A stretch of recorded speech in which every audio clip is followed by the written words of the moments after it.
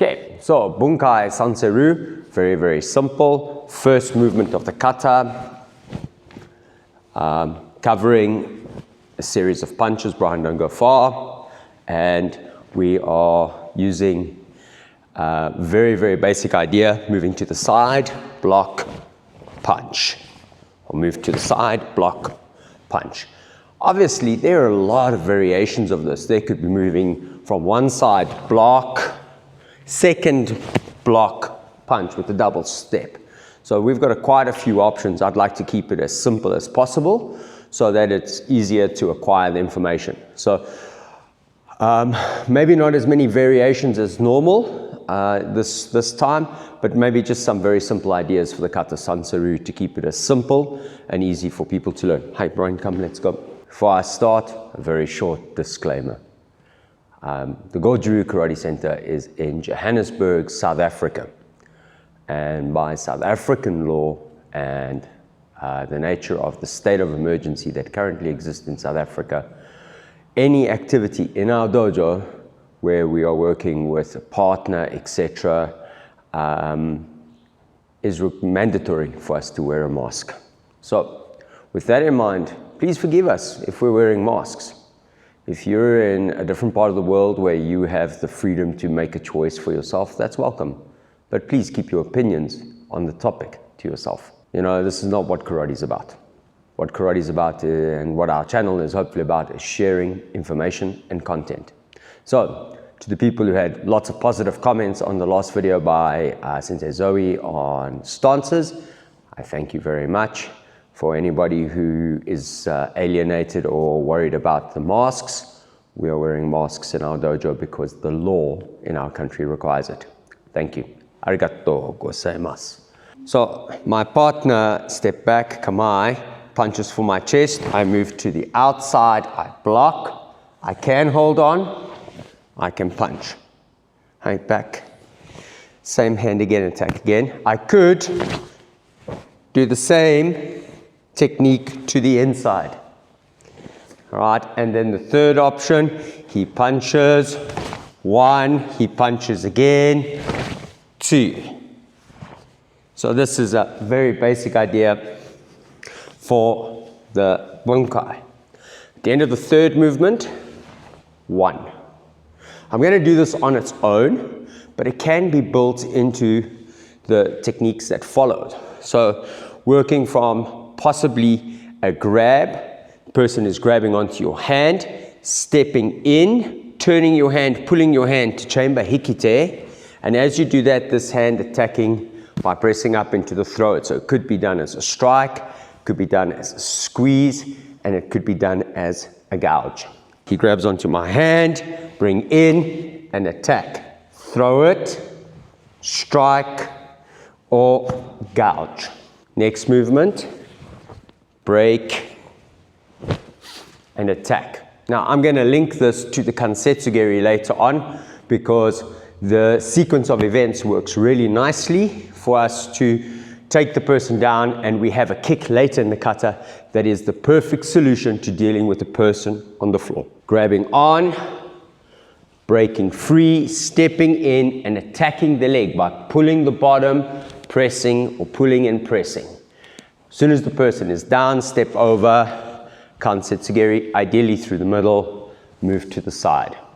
My partner is going to grab, cross hand grab. I'm going to break free, step in.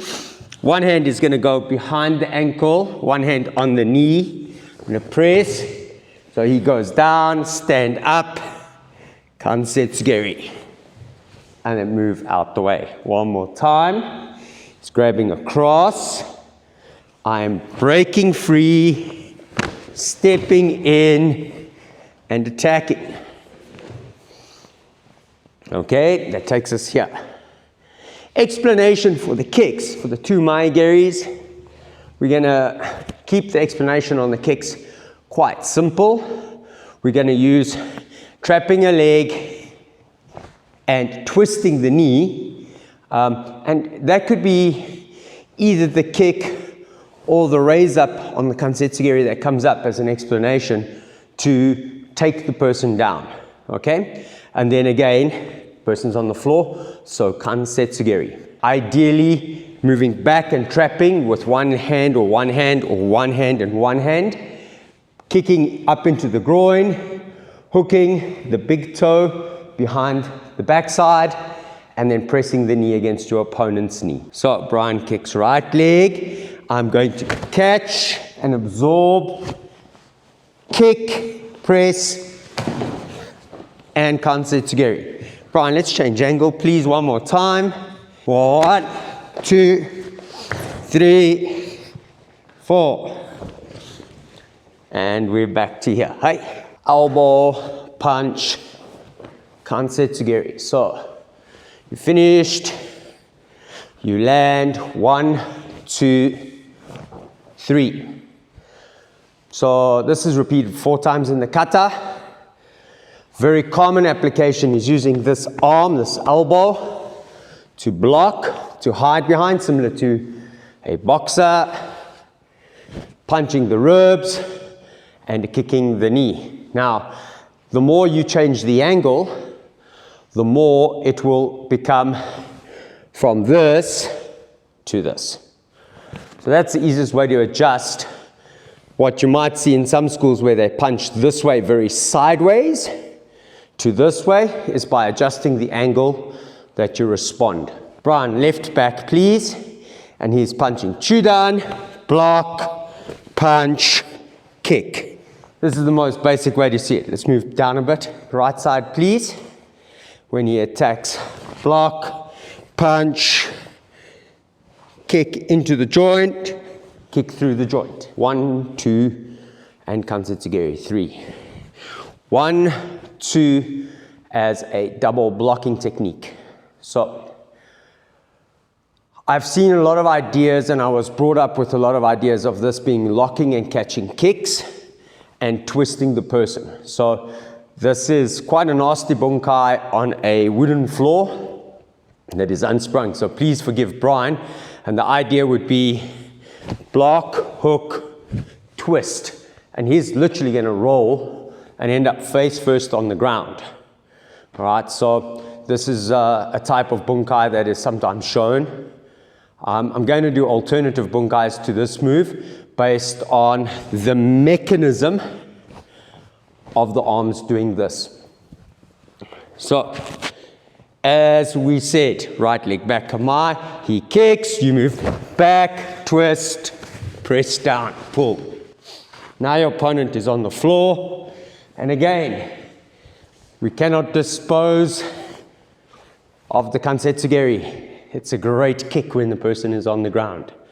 Okay, watch again. So Brian, I'm going to ask you to keep your foot out a little bit, come over, but keep your foot out so we can go through how my hands move. So as he kicks, 1. I then take this hand, I scoop underneath, this hand, scoop behind the knee, and use that to lever and to lift up. His foot, probably going to try and catch his foot on my bicep. Put this hand here, step back. When I step back, lay flat, Brian, put yourself down. It's going to help him get to that position. And then from there, attack. Now, for those guys who are serious exponents of grappling arts, maybe there is a little bit of a attack on the back of the Achilles tendon. So these things are built into what we're doing. So 1, 2, this is one option on the bunkai. An alternative, because I have to be a rebel. I don't really like that bunkai. I grew up with it, but I feel that if the person is fleet-footed enough, they will probably jump around, spin kick you in the face. Or they'll just slog you with a punch because you're dropping your entire guard to absorb the kick. I like the idea of one hand pulling or blocking one way and the other hand striking. And now this becomes more of a common theme, similar to this, where there is a blocking technique and a striking technique. So I'm going to hump all 3 of these together. So should he attack with, again, that maegeri. I'm going to move, reposition myself, and use my hand as an attack. So, as Brian attacks, redirect and attack straight into the groin. You okay? All right. He attacks again. 1, 2.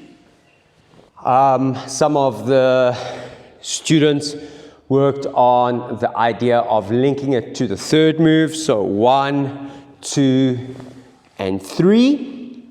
And this works out a little bit better with a different kind of combination set. So stepping back, block, block, pull, and strike with the elbow and control with the hand. Okay? Very similar to kururumfa in its own subtle way. So he does maegeri, block, he punches, block, down, and strike. Moving in and attacking. Left side, please. 1, 2, this hand pulling, this hand striking. So that takes us up to here. 1, 2. Now, for some people, the focus will end up being on this pulling and double punching technique as a takedown.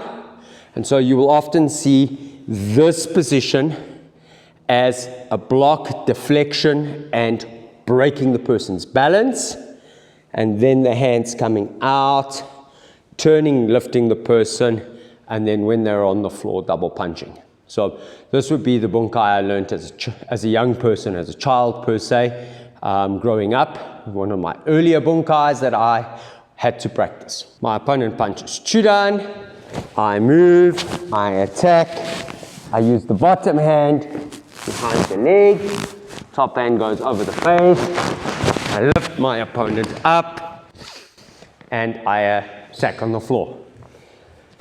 This is very similar to seppai kata, where in seppai kata you have the same kind of movement and position. Just in this case, this hand on the top, you are possibly blocking and using your elbow to break the balance, and bending your opponent over, and then taking them down and dealing with them on the floor. If you just want this move, block with this hand, elbow with this hand, or block with this hand, elbow with this hand. Easy bunkai. All right, this move on its own, clear a hand, double punch. So extremely elementary bunkai would look something more like this. So he punches Chudan, 1, 2, or 3. All right, slightly different way, he punches Chudan, backhand, elbow. Very similar to Seiyunshin. Okay, next bunkai, left hand punch please. You clear his arm, double punch on the center. Right side please, I'll do it this way. Clear the arm, double punch to the center. So this is very much the move, block, hit principle of bunkai. The bunkai I showed before that involves a little bit more balance breaking, a little bit more throwing, etc. So that covers a series of bunkai for this. Last movement is the double crane beak or double praying mantis, whatever way you see it, kind of technique. Now, one hand is going to be kind of this shape because it's holding on. And the other hand, up and up, or continuously hitting, or up and hitting across, will all vary according to your opponent's size and height, etc. So, blocking, catching, hitting, or hitting. Okay? So my opponent is punching Chudan, blocking, catching. If I'm just grabbing onto his clothes, look at the shape my wrist takes. It's the same, but this hand underneath, hitting, and if you can, hitting. Now sometimes if I drop, strange, I drop, and it means I have access to hitting him. So hit and hit, or hit straight away. Pull the hand down, hit. Okay, other options obviously include groin, gonna do this to him, and then face. So groin will create this effect, and then the face comes out that way. So in a nutshell, this is the bunkai of Sanseru kata. Very, very basic, not a lot of variety or variation for various schools today. As we get into the more advanced kata, the bunkai tends to become a little bit more, at this point will be a little bit more systematic and elementary, with the hope that it will help students get a base understanding of their kata. And from that base understanding, we can then explore a little bit further along different kind of ideas. We can explore along ideas more popular in, let's say, IOGKF or in Jundokan International, Jundokan Shohonbu or OGKK, maybe Taira type bunkai, whether it's continuous bunkai, etc. So please bear in mind that bunkai is often explained as if you had an iceberg, and that first little bit, maybe that top piece you see above the water, that's what most people see, and that's hopefully what this set of bunkai was, maybe 10%. The other 90% is underwater. It needs to be explored, it needs to be studied, and that essentially there is no correct or incorrect answer. There is either something that works or something that does not work. And I think that's a critical point of departure for anybody who wants to study karate and bunkai. In particular, you need to have a look at that. There is always going to be something that you're going to have to do verbatim for your school, as your sensei says, do as your sensei says, for grading, for some kind of promotion. But that should not at any point ever stop you from exploring and trying to improve your karate and your understanding. It's critical that people remember that kata and basics are one thing and actual combat is another thing. Kind of paraphrasing Ijun Funakushi's 20 precepts. But it's a reality. And the big challenge that we are all trying to go through is the idea that if we can entertain the idea that bunkai can be converted into practical, real application, then we are doing what our forebears did. We're seeking what they sought as an overall project, and we're trying to improve the overall end product. Okay, that's it. Arigatou gozaimasu.